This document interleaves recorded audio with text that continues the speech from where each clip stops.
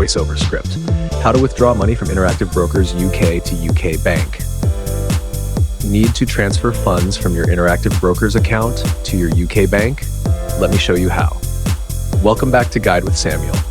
Today I'll guide you step by step on withdrawing money from Interactive Brokers to your UK bank account safely and quickly.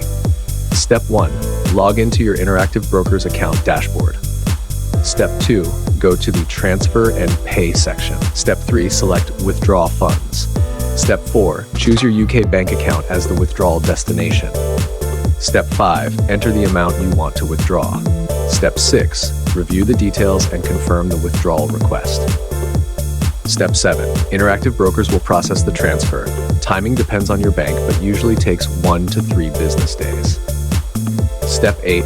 Check your bank account to confirm the funds have arrived. Quick tip, make sure your bank details are correct to avoid delays or failed transfers. If this helped you, like and subscribe to Guide with Samuel.